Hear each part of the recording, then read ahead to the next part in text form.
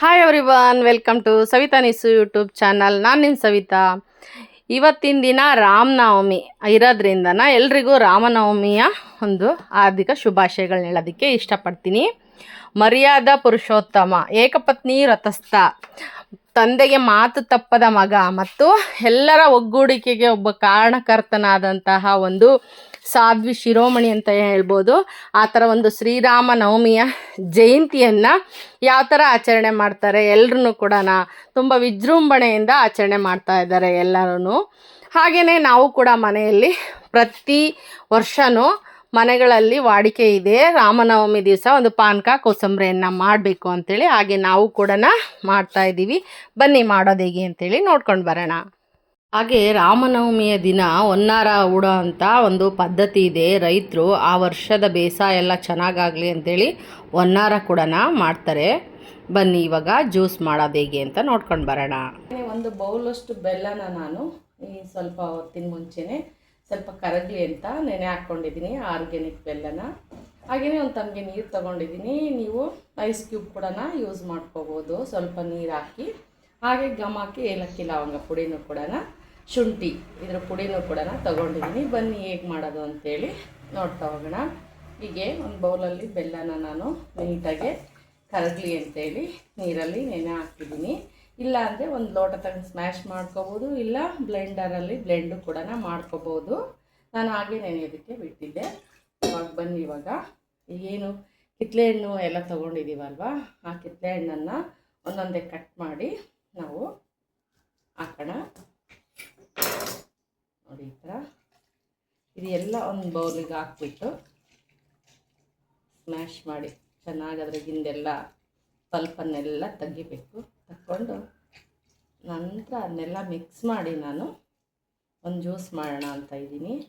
ಹೆಲ್ಪ್ಫುಲ್ಲಾಗೂ ಇರುತ್ತೆ, ಮತ್ತು ಹಣ್ಣು ತಿನ್ನೋದಕ್ಕೇ ಸೋಂಬೇರಿತನ ಮಾಡ್ತಾರೆ ಬಿಚ್ಕೊಂಡು ಅದನ್ನೆಲ್ಲ. ಇದರೊಳಗಿಂದ ಇದೆಲ್ಲ ನಾರಿನಂಶ ತಿಂದರೆ ತುಂಬ ಒಳ್ಳೆಯದು.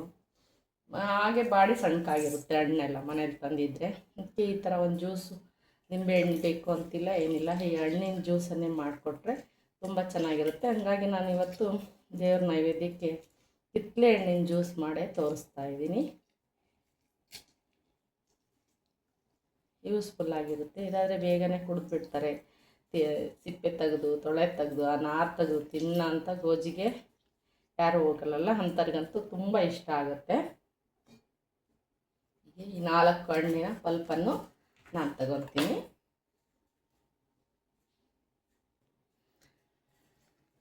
ರಾಮನವಮಿಯ ನೈವೇದ್ಯ ಏನಪ್ಪ ಅಂದರೆ ಪಾನಕ ಕೋಸಂಬರಿ. ಅದೇ ಮೇಯ್ನ್ ನೈವೇದ್ಯಕ್ಕೆ ಕೊಡೋದು, ಪಾನಕ ಕೋಸಂಬರಿ ಅಂತ. ಅದು ನಮ್ಮ ಊರುಗಳಲ್ಲಿ ತುಂಬ ವಿಶೇಷವಾಗಿ ಮಾಡ್ತಾರೆ. ಪೊರೆವು ಅಂತ ಮಾಡ್ತಾರೆ. ಇವತ್ತು ದೇವ್ರನ್ನೆಲ್ಲ ಹೊರಡಿಸ್ಕೊಂಡು ಹೋಗಿ ಆಂಜನೇಯನ ದೇವಸ್ಥಾನದ ಮುಂದೆ ಕೂರಿಸ್ಕೊಂಡು ದೇವರಿಗೆಲ್ಲ ಅಲಂಕಾರ ಮಾಡಿ ಪೂಜೆ ಮಾಡಿ ಊರು ಎಲ್ಲರೂ ಚೆಂದ ಎತ್ತುತ್ತಾರೆ. ಮನೆಗಿಷ್ಟು ಅಂತೇಳಿ ದುಡ್ಡನ್ನು ಹಾಕಿ ರೇಷನ್ನೆಲ್ಲ ತರಿಸ್ಬಿಟ್ಟು ಅಲ್ಲಿ ಪಾನಕ ಕೋಸಂಬರಿ ನೈವೇದ್ಯ ಮಾಡಿ, ಹಾಗೆ ದಾಸೋಹನೂ ಕೂಡ ಮಾಡ್ತಾರೆ. ನಮ್ಮೂರಲ್ಲೂ ಪ್ರತಿ ವರ್ಷ ಇದು ರಾಮನವಮಿ ದಿವಸ ಇದು ನಡೆಯುತ್ತೆ. ಒಂದು ಉತ್ಸಾಹದ ರೀತಿಯಲ್ಲಿ ಮಾಡ್ತಾರೆ, ತುಂಬ ಚೆನ್ನಾಗಿರುತ್ತೆ. ನಾವು ಮನೆಗಳಲ್ಲಿ ಏನು ಹಿಂಗೆ ಪೂಜೆ ಮಾಡಿ ಹಾಗೆ ಬಿಡಬಾರ್ದಲ್ವ, ಹಂಗಾಗಿ ಒಂದು ನೈವೇದ್ಯಕ್ಕೋಸ್ಕರ ಈ ಪಾನಕ ಕೋಸಂಬರಿನ ತಯಾರು ಮಾಡಿ ದೇವರಿಗೆ ನೈವೇದ್ಯ ಮಾಡ್ಕೊತೀವಿ. ಅನುಕೂಲ ಆದರೆ ಹೋಗಿ ಬರೋದಾದರೆ ಪರವಾಗಿಗೂ ಕೂಡ ನಾವು ಹೋಗಿ ಬರ್ತೀವಿ, ಇಲ್ಲಾಂದರೆ ಮನೆಯಲ್ಲೇ ಧ್ಯಾನ ಮಾಡ್ತೀವಿ. ಹಾಗೆ ಇವತ್ತು ಭಾಳ ವಿಶೇಷವಾಗಿ ಇವತ್ತು ನಾಳೆ 2 ದಿನ ಇರೋದ್ರಿಂದ 2 ದಿನವೂ ಆಚರಣೆ ಮಾಡ್ತಾ ಇದ್ದಾರೆ ರಾಮನವಮಿನ. ತುಂಬ ಒಳ್ಳೆಯದು. ಪ್ರತಿಯೊಂದು ಹಬ್ಬಗಳು ಕೂಡ ನಮ್ಮದು ಸಂಪ್ರದಾಯ ಸಂಸ್ಕಾರ ಏನು ಹೇಳುತ್ತೆ ಅಂತಂದರೆ ಅದರಿಂದನೇ ನಮ್ಮ ಒಂದು ಭಾರತ ದೇಶ ಹೆಸರುವಾಸಿಯಾಗಿರೋದು. ಸಂಸ್ಕಾರ, ಸಂಪ್ರದಾಯ, ಸಂಸ್ಕೃತಿ, ಇದರಿಂದನೇ ಯಾವುದನ್ನು ಬಿಡಬಾರ್ದು. ಮಕ್ಕಳಿಗೆ ಮಾಡೋದ್ರ ಮೂಲಕ ಇಂಥ ಹಬ್ಬ ಈ ಥರ ವಿಶೇಷತೆ ಇದೆ ಅಂತೇಳಿ ಹೇಳ್ತಾ ಹೋದರೆ ಮುಂದಿನ ಪೀಳಿಗೆಗೂ ಕೂಡ ನಾವು ಹೇಳ್ಕೊಟ್ಟಂಗಾಗುತ್ತೆ. ಹಾಗಾಗಿ ನಾವು ಎಲ್ಲ ಹಬ್ಬಗಳನ್ನು ತಕ್ಕ ಮಟ್ಟಿಗಾದ್ರೂ ಆಚರಣೆ ಮಾಡಬೇಕು. ವಿಜೃಂಭಣೆಯಿಂದ ಮಾಡದೇ ಇದ್ರೂ ಅದರ ಸಾಂಪ್ರದಾಯಿಕವಾಗಿ ಏನು ಮಾಡ್ಕೊಂಬಂದಿದ್ದಾರೆ ಆ ಥರ ಒಂದು ಸ್ವಲ್ಪ ನಾವು ನಡ್ಕೊಂಡ್ರೆ ಆಯಿತು. ಈ ರೀತಿಯಾಗಿ ನಾವು ಪ್ರತಿಯೊಂದು ಹಬ್ಬನೂ ಕೂಡ ನಮ್ಗೆ ಅನುಕೂಲ ಆಗೋ ರೀತಿಯಲ್ಲಿ ನಾವು ಸೆಲೆಬ್ರೇಷನ್ನ ಮಾಡ್ತೀವಿ. ಇವಾಗ ಬನ್ನಿ ಇದನ್ನೆಲ್ಲ ಸ್ವಲ್ಪ ತೆಗ್ದಿದ್ದೀನಲ್ಲ, ಇದನ್ನೆಲ್ಲ ಒಂದು ಸಾರಿ ಬೆಲ್ಲ ಎಲ್ಲನ ಮಿಕ್ಸ್ ಆಗಿದೆಯಾ ನೋಡಿಕೊಂಡು ಒಂದು ಸ್ಟ್ರೈನರ್ಗೆ ಹಾಕಿ ಸ್ಟ್ರೈನ್ ಮಾಡ್ಕೊಳ್ಳೋಣ. ಬನ್ನಿ ಇವಾಗ ಒಂದು ಸ್ಟ್ರೈನರನ್ನು ತಗೊಂಡು ಅದಕ್ಕೆ ನಾವು ಮಾಡಿರೋ ಅಂಥ ಪಲ್ಪೆಲ್ಲ ತೆಗ್ದಿದ್ದೀವಲ್ಲ ಕಿತ್ತಳೆ ಹಣ್ಣಿಂದು ಅದೆಲ್ಲ ಹಾಕ್ಬಿಟ್ಟು ಒಂದು ಸರ್ತಿ ಸ್ಟ್ರೈನ್ ಮಾಡಿಕೊಂಡು ಬೆಲ್ಲ ಏನು ಮಿಕ್ಕಿರುತ್ತಲ್ಲ ಅದನ್ನು ಒಂದು ಲೋಟದ ಸಹಾಯದಿಂದ ನಾವು ಅದನ್ನು ಸ್ಮ್ಯಾಶ್ ಮಾಡ್ಕೋಬೋದು. ಇಲ್ಲಾಂದರೆ ಬ್ಲೆಂಡರ್ ಎಲ್ಲ ಇರುತ್ತಲ್ಲ ಅದರಲ್ಲೂ ಕೂಡ ಮಾಡ್ಕೋಬೋದು. ಕರಗುತ್ತೆ ಈ ಥರ ಎಲ್ಲ ಇದಕ್ಕೆ ಕರಗಿಸಿ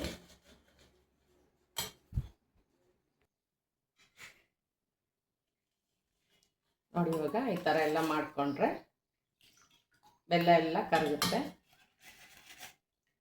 ಮುಗಿತು ಇಷ್ಟೇ. ಇದಕ್ಕೆ ಬೇಕಂದರೆ ನೀವು ಐಸ್ ಕ್ಯೂಬ್ ಆದರೂ ಹಾಕ್ಕೋಬೋದು ಅಥವಾ ತಣ್ಣ ನೀರಿದ್ರೂ ಹಾಕ್ಕೋಬೋದು.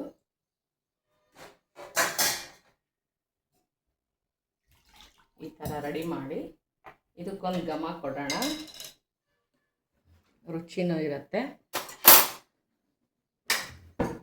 ಅಂತೇಳಿ. ಒಂದು ಸ್ಪೂನಷ್ಟು ಏಲಕ್ಕಿ ಲವಂಗ ಪುಡಿನೂ ಕೂಡ ಅದಕ್ಕೆ ಸೇರಿಸ್ತಾ ಇದ್ದೀನಿ.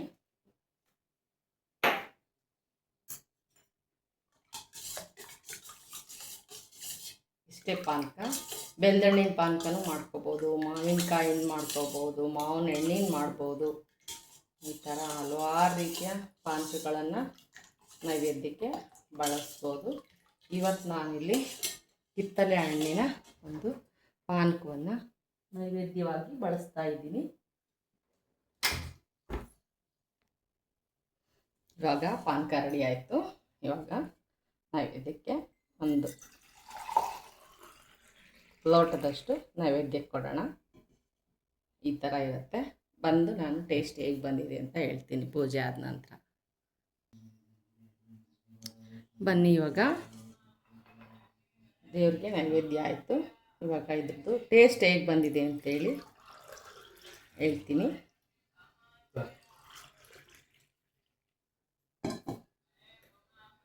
ತಗೊಳ್ರಿ ಜ್ಯೂಸು, ಟೇಸ್ಟ್ ಹೇಳಬೇಕು.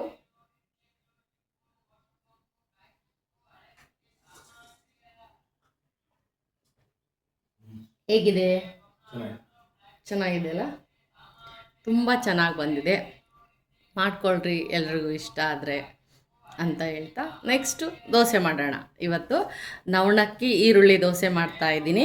ಬನ್ನಿ, ನಾನು ಆಲ್ರೆಡಿ ಎಲ್ಲ ಪ್ರಿಪ್ರೇಷನ್ ಮಾಡ್ಕೊಂಡಿದ್ದೀನಿ. ಹಾಗೆ ಹೇಗೆ ಮಾಡಿದೆ ಅಂತೇಳಿ ನಾನು ತೋರಿಸ್ತಾ ಹೇಳ್ತಾ ಹೋಗ್ತೀನಿ. ಬನ್ನಿ, ಇವಾಗ ನಾನೇನು ನವಣಕ್ಕಿ ದೋಸೆ ಮಾಡ್ತಾಯಿದ್ದೀನಿ ಅಂತ ಹೇಳಿದ್ನಲ್ವ, ಆ ನವಣಕ್ಕಿ ದೋಸೆದು ಬ್ಯಾಟರು ಈ ಥರ ಆಗಿದೆ. ಇದನ್ನು ನಾವು ನೀಟಾಗಿ ಇದನ್ನೆಲ್ಲನೂ ಮಿಕ್ಸ್ ಮಾಡ್ಕೋಬೇಕು. ಅದಕ್ಕೆ ಒಂದು ಅರ್ಧ ಸ್ಪೂನಷ್ಟು ಉಪ್ಪನ್ನು ಸೇರಿಸಿ ಮಿಕ್ಸ್ ಮಾಡ್ಕೊತೀನಿ. ನವಣಕ್ಕಿಯನ್ನು ನಾನು ನಿನ್ನೆ 10 ಗಂಟೆಗೆ ನೆನಾಕಿದ್ದೆ. ಅದು ಒಂದು 8-10 ಗಂಟೆಗಳ ಕಾಲ ನೆನಿಬೇಕು. ಹಾಗೆಯೇ ಅದಕ್ಕೇನೇನು ಹಾಕಿದ್ದೆ ಅಂದರೆ ಕಡಲೆಬೇಳೆ ಒಂದು 2 ಟೇಬಲ್ ಸ್ಪೂನು, 2 ಟೇಬಲ್ ಸ್ಪೂನು ಹೆಸ್ರು ಕಾಳು, 2 ಟೇಬಲ್ ಸ್ಪೂನು ಮೆಂತ್ಯ ಹಾಕಿದ್ದೆ. ಹಾಗೆಯೇ ಒಂದು 3-4 ಟೇಬಲ್ ಸ್ಪೂನು ಉದ್ದಿನ ಬೇಳೆನೂ ಕೂಡ, ಅದು ಕಾಳು ಉದ್ದಿನ ಕಾಳನ್ನು ಕೂಡ ನೆನೆ ಹಾಕಿದ್ದೆ. ಅದನ್ನೆಲ್ಲನ 6:30 ಹಂಗೆ ಎಲ್ಲ ನಯಸ್ಸಾಗಿ ಮಿಕ್ಸಿ ಮಾಡ್ಕೊಂಡಿದ್ದೆ. ನೋಡಿ ಈ ಥರ ಆಗಿದೆ, ಬೆಳೆದು ಚೆನ್ನಾಗೆ. ಮತ್ತು ಅನ್ನ ಏನನ್ನು ನಾನು ಇಲ್ಲಿ ಯೂಸ್ ಮಾಡ್ಕೊಂಡಿಲ್ಲ. ನೀವು ಬೇಕು ಅಂದರೆ ಇದಕ್ಕೆ ಸ್ವಲ್ಪ ಸೋಡಾನ ಹಾಕ್ಕೋಬೋದು. ಇಲ್ಲಿ ನಾನು ಇನ್ನೂ ಹಾಕಿಲ್ಲ, ಇವಾಗ ಹಾಕ್ತೀನಿ.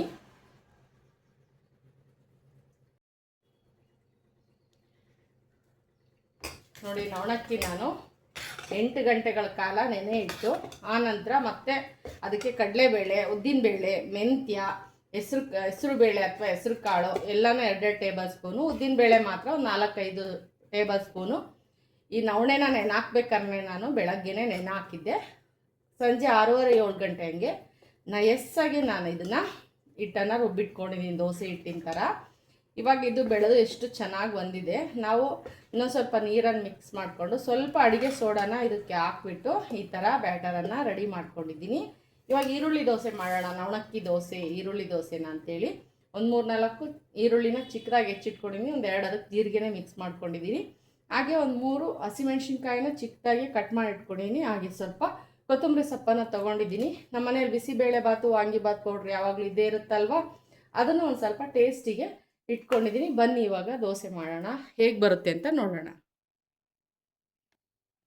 ಬನ್ನಿ ಇವಾಗ ದೋಸೆನ ಹಾಕೋಣ. ಹಂಚು ಕಾಯಕ್ಕಿಟ್ಟಿದ್ದೀನಿ, ಆಗಲೇ ಬಿಸಿ ಆಗಿದೆ. ಇವಾಗ ದೋಸೆ ಹಾಕೋಣ. ಹೆಲ್ದಿಯಾಗಿರುತ್ತೆ, ನಾವು ಸಿರಿಧಾನ್ಯನ ಬಳಸಬೇಕು. ಹಂಗಾಗಿ ರೈಸ್ ಎಲ್ಲ ತಿಂದರೆ ಸ್ವಲ್ಪ ಬೇಗ ಒಕ್ಕೊಳ್ಳಲ್ಲ ಅದು ಎಲ್ಲರಿಗೂ. ಹಂಗಾಗಿ ಈ ಥರ ರುಚಿಯಾಗಿ ಮಾಡ್ಕೊಂಡು ತಿಂದರೆ ಬೇಗ ಅಡ್ಜಸ್ಟ್ ಆಗ್ತೀವಿ ಅಂತೇಳ್ಬಿಟ್ಟು ನಾನು ಈ ಥರ ವೆರೈಟಿಯಾಗಿ ಮಾಡ್ಕೊತಾ ಇರ್ತೀನಿ. ನೀವು ಕೂಡ ಮಾಡ್ಕೊಳ್ಳಿ, ಚೆನ್ನಾಗಿರುತ್ತೆ, ಹೆಲ್ತಿಗೆ ತುಂಬ ಒಳ್ಳೆಯದು. ಹಾಗೆ ನೋಡಿ, ಈಗ ಸ್ವಲ್ಪ ವಾಂಗಿಬಾತ್ ಪೌಡ್ರನ್ನ ನಾನಿಲ್ಲಿ ಯೂಸ್ ಮಾಡ್ತಾ ಇದ್ದೀನಿ. ಸ್ವಲ್ಪ ಸಣ್ಣ ಉರಿಯಲ್ಲಿನೇ ಸ್ವಲ್ಪ ಸ್ಟೀಮು ಬರೋ ಥರ ನಾವೊಂದು ಲಿಡ್ಡನ್ನು ಕ್ಲೋಸ್ ಮಾಡೋಣ. ನೋಡಿ, ಈ ಥರ ಸಣ್ಣ ಉರಿಯಲ್ಲಿನೇ ಒಂದು 2-3 ನಿಮಿಷ ಬೇಯಲಿ. ಮೇಲಿನ ಈರುಳ್ಳಿ ಎಲ್ಲನೂ ಚೆನ್ನಾಗಿ ಬೇಯಬೇಕಲ್ವ, ಹಾಗಾಗಿ ನೋಡಿ ಯಾವ ಥರ ಬರುತ್ತೆ ಅಂತೇಳಿ ತೋರಿಸ್ತೀನಿ. ತುಂಬಾ ಚೆನ್ನಾಗಿರುತ್ತೆ, ಹೆಲ್ತಿಗೂ ತುಂಬ ಒಳ್ಳೆಯದು. ಆರೋಗ್ಯಕರವಾದಂಥ ಸಿರಿಧಾನ್ಯದ ಈರುಳ್ಳಿ ದೋಸೆನ ನಾನು ಮಾಡ್ತಾಯಿದ್ದೀನಿ. ಇಷ್ಟ ಆದರೆ ನೋಡಿ ಮಾಡ್ಕೊಳ್ಳಿ. ಹೆಲ್ತ್ ನಮಗೆ ಮೇಯ್ನ್ ಪಾಯಿಂಟ್, ಹೆಲ್ತ್ ಚೆನ್ನಾಗಿರಬೇಕು ಅನ್ನೋದೊಂದೇ ಉದ್ದೇಶ. ಹಾಗಾಗಿ ನಾನು ಅವಾಗವಾಗ ಇದನ್ನು ಒತ್ತಿ ಒತ್ತಿ ಹೇಳಿ ತೋರಿಸ್ತಾ ಇರ್ತೀನಿ. ಈಸಿಯಾಗಿರುತ್ತೆ, ಮಾಡ್ಕೊಂಡು ನೋಡಿ. ಬನ್ನಿ, ಇದಕ್ಕೆ ಎಣ್ಣೆನ ಸ್ವಲ್ಪ ಹಾಕೋಣ.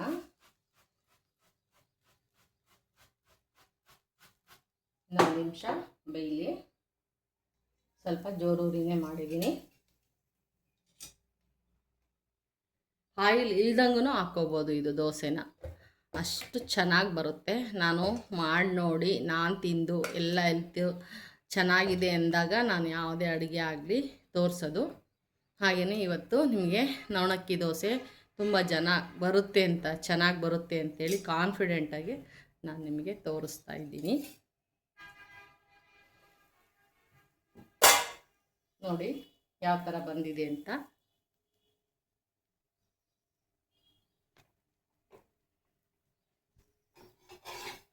ಎಷ್ಟು ಚೆನ್ನಾಗಿ ಬಂದಿದೆ. ನಿಮಗೆ ಚೆನ್ನಾಗಿ ಕಲರ್ಫುಲ್ಲಾಗಿರಬೇಕು ಅಂತಂದರೆ ನೀವು ಮೊಸರು ಸಕ್ಕರೆನೂ ಕೂಡ ಇದಕ್ಕೆ ಹಾಕ್ಕೋಬೋದು. ಅದೆಲ್ಲ ತದ್ವಿರುದ್ಧ ಸಿರಿಧಾನ್ಯಕ್ಕೆ ಸಕ್ಕರೆ, ಹಂಗಾಗಿ ನಾನು ಇಲ್ಲಿ ಯೂಸ್ ಮಾಡ್ತಾ ಇಲ್ಲ. ಬನ್ನಿ ಇವಾಗ ತಿನ್ನೋದಕ್ಕೆ ರೆಡಿಯಾಗಿದೆ ದೋಸೆ, ತಿನ್ನೋಣ. ನೋಡಿ ರೆಸಿಪಿ ಈ ಥರ ಇದೆ.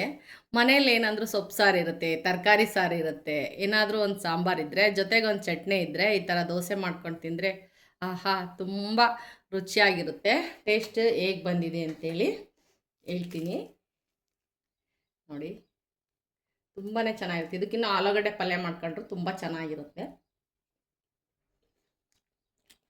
ಕ್ರಿಸ್ಪಿಯಾಗೂ ಇರುತ್ತೆ. ತುಂಬಾ ಚೆನ್ನಾಗಿ ಬಂದಿದೆ ದೋಸೆ.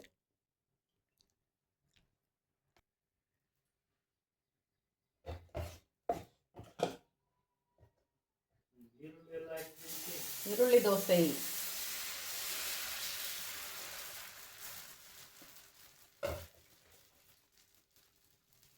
ಮಕ್ಕಳಿಗೆಲ್ಲ ಕೊಡೋದಾದರೆ ಹಸಿಮೆಣ್ಸಿನ್ಕಾಯಿನ ಸ್ಕಿಪ್ ಮಾಡಿ, ಖಾರ ಆಗ್ಬೋದು ಅವ್ರಿಗೆ.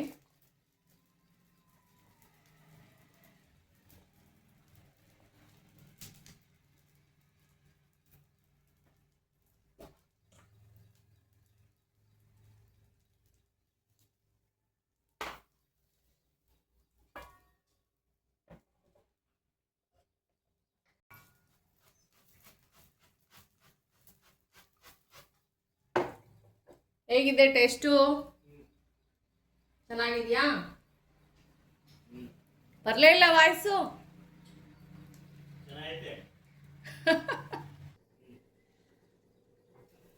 ನೋಡಿ, ಕ್ರಿಸ್ಪಿ ಆಗಬೇಕು ಅಂದ್ರೂ ಈ ಥರ ಮಾಡ್ಕೋಬೋದು.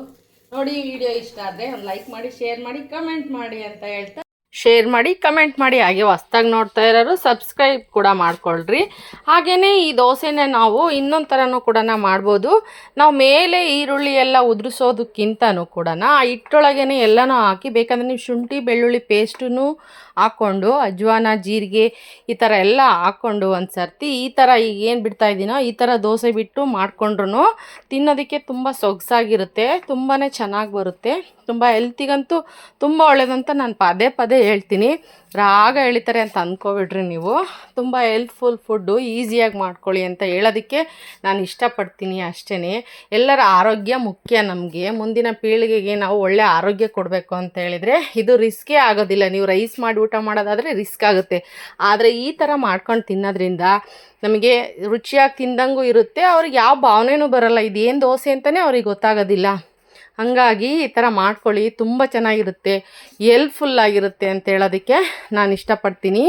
ಹಾಗೆಯೇ ಈ ಥರ ಸಿರಿಧಾನ್ಯಗಳ ಅಡುಗೆಗಳನ್ನ ನಾನು ತಿಂದು ಮಾಡಿ ಆನಂತರನೇ ನಾನು ತೋರಿಸೋದು. ಅವಾಗವಾಗ ಒಂದೊಂದು ಮಿಲೆಟ್ಸ್ ಅಂದರೆ ಸಿರಿಧಾನ್ಯಗಳ ರೆಸಿಪಿಗಳ್ನ ಮಾಡ್ತಾಯಿರ್ತೀನಿ. ಮಾಡಿ ನೀವು ಆ ವೆರೈಟಿಯಾಗಿ ನೀವು ಆಲೋಚನೆ ಮಾಡಿ ಬೇರೆ ಬೇರೆ ಥರ ಫುಡ್ಡುಗಳನ್ನು ಇದರಿಂದ ಮಾಡ್ಕೋಬೋದು. ಅದನ್ನೇನು ಪಳಗ್ಸೋದಷ್ಟೇ ಮುಖ್ಯ.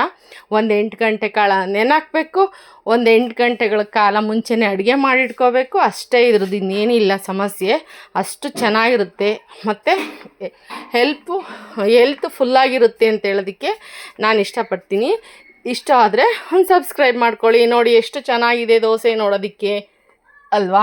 ನೋಡಿ ತಿಂದ್ರೂ ಕೂಡ ಬೇಗ ಹಸಿವು ಕೂಡ ಆಗೋದಿಲ್ಲ, ಜೀರ್ಣನೂ ಬೇಗ ಆಗುತ್ತೆ. ನಮಗೆ ತುಂಬ ಶಕ್ತಿ ಇರುತ್ತೆ, ಅಕ್ಕಿ ಥರ ಹಾರಾಡ್ತೀವಿ ಅಂತ ಹೇಳ್ಬೋದು ಸಿರಿಧಾನ್ಯ ತಿನ್ನೋದ್ರಿಂದನ. ಇಷ್ಟು ಹೇಳ್ತಾ ನಾನು ವಿಡಿಯೋ ಮುಗಿಸ್ತಾ ಇದ್ದೀನಿ. ಬಾಯ್, ಮತ್ತೆ ಸಿಗೋಣ.